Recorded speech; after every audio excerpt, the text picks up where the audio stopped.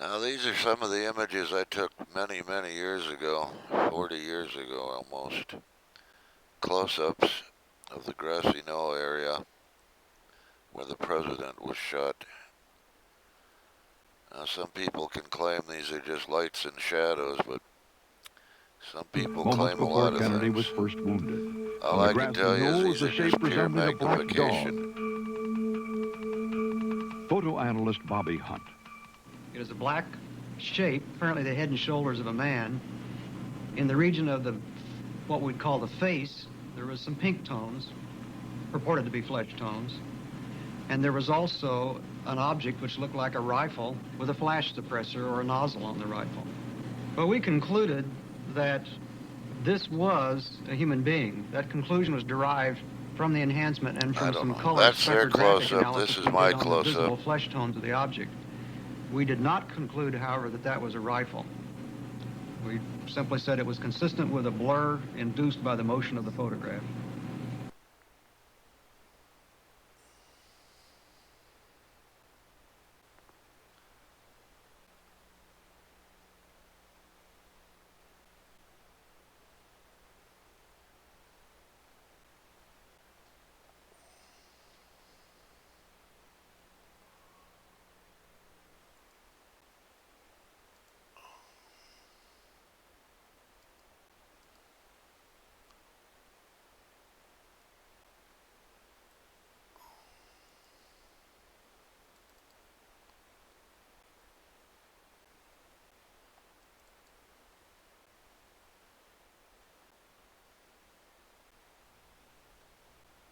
In a position that was closer than anybody else, just from by happenstance, that allowed me to look for some period of time at the president's head wound. This was a suspicious image as I was focusing on near the back of the wall. Perry, who was enlarging the wound in the neck to do the tracheostomy, told me that the small wound in the neck looked like an entrance wound.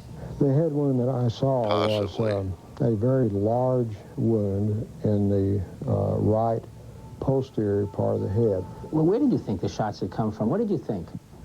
But I think, even then, that I would have thought that this was certainly an exit wound in the back of the head, and that therefore the shot must have come from the front.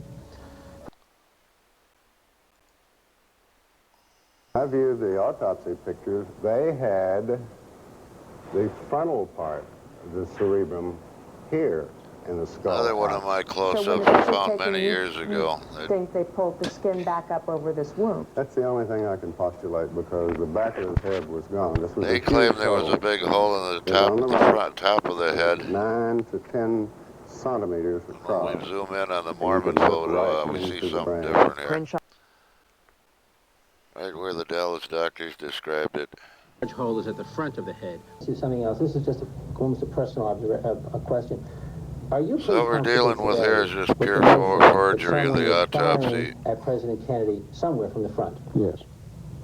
Are you equally comfortable, or are you not comfortable with the notion that there is forgery of some sort in the official documents of this? I feel there probably is. I certainly could not be held down to saying exactly how that is, or even approximately how it is, perhaps. But I feel what they always have claimed, this looks like an exit wound. Some kind of attempt to cover up what was going on.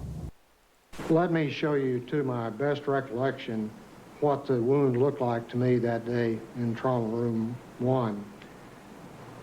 Before each doctor looked at the photos, he described the wounds he had seen back in 1963. I could see the president's head wound quite well, and I was probably looking into a wound that was on the lateral or the side part of the head and the back part of the head. It would be this portion of the head right here.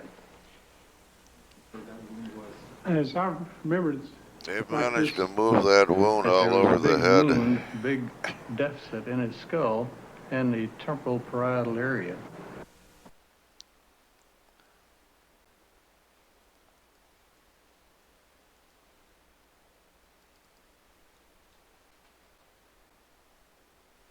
Right. He died of a gunshot wound. in the brain of a bullet right through the head. John Kennedy was obviously shot from the front. Everybody knows it. Virtually everybody in Dealey Plaza rushed to the grassy knoll where they heard the sounds. It came from a fence between the book depository and the railroad track. From behind the overpass over there, triple overpass. Right over about 20 or 30 feet from the other end of that little picket fence. And it sounded like it came from the left and in front of us, towards the wooden fence. And there was a puff of smoke that came underneath the trees. We all four seen about the same thing as the shots. The smoke came from behind the hedge. And then as the car got directly in front of us, well, a gunshot apparently from behind us hit the president side of the temple. Do you think the first gunshot came from behind you too? I think it came from the same location. Apparently back up on the it's interesting to note that almost every witness in Dallas described that wound in the back of the head. It looks like an exit wound.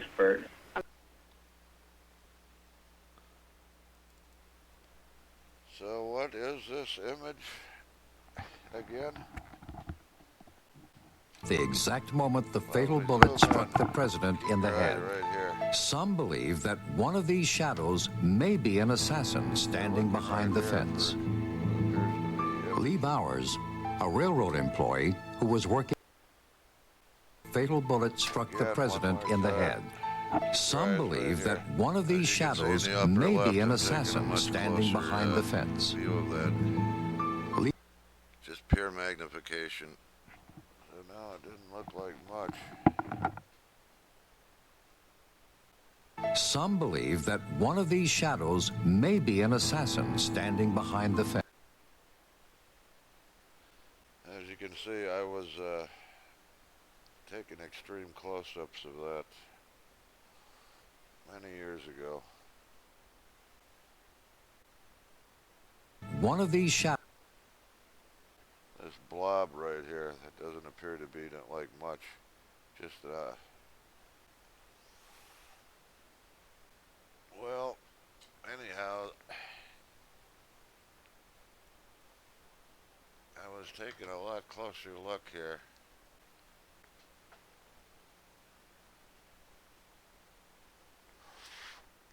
Let's see if you see what I saw.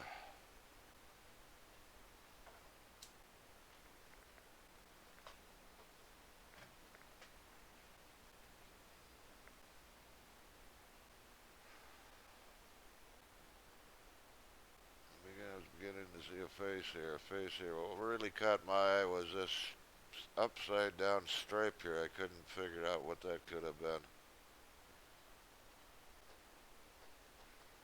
So I was looking a little closer. So that's a little closer up of that image right here.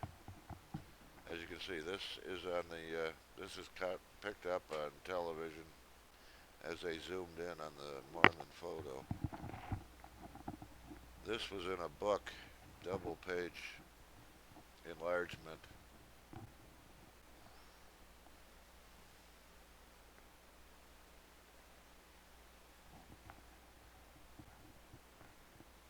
So you get the gist of it. I was looking there, and let's take him now.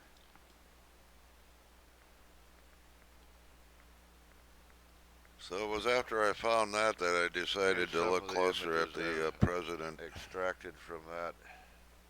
And when I discovered those images in the back on the head. How about a colorized version?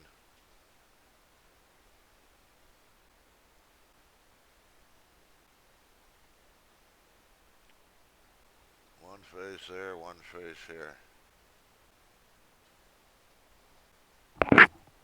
So you can imagine my surprise when I seen this image, and then I went to look at the president, and it all seemed to add up. Well, I gotta do it this way. I got all kinds of images here.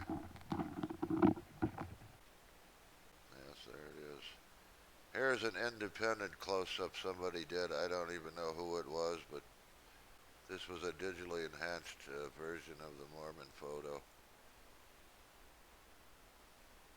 They never even noticed this. I made a enlargement and I put it up here in the front. They were looking. So yeah, they were zooming in over here on this image right here. Back along here. It could possibly be a treat. But they never even noticed this. I know it's hard to see. I didn't see it for several minutes. And once I started putting the pieces together, once the brain starts putting the pieces together, like I say, all I was looking at was this upside down V. Let's see, there should be something. Yes, that upside down V.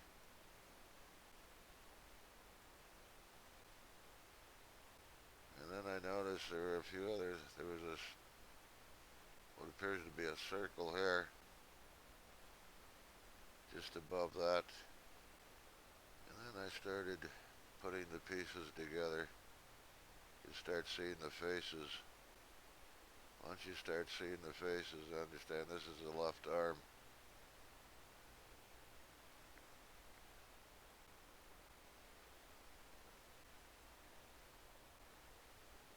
That's the History Channel. That's close up.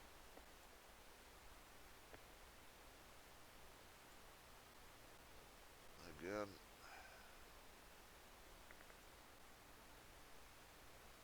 I'm losing my...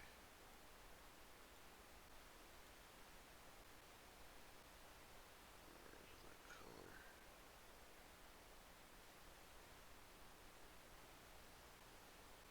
There's the colorized.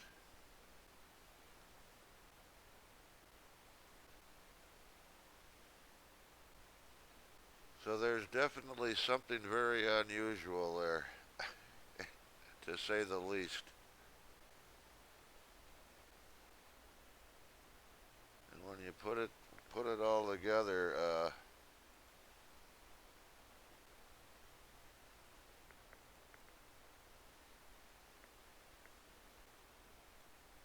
can find that one again. Well, anyways, here's an even more extreme close-up. Let me see if I move that in a little.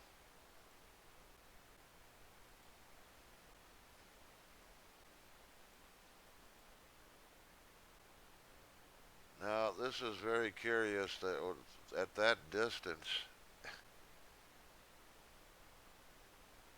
I mean, it's picking up this, and it does look like some writing much similar to this. That's a very long distance.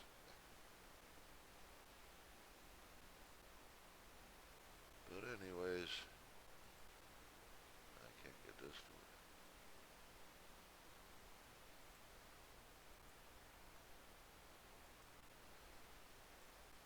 So anyhow, it's very curious that, if I can find that one.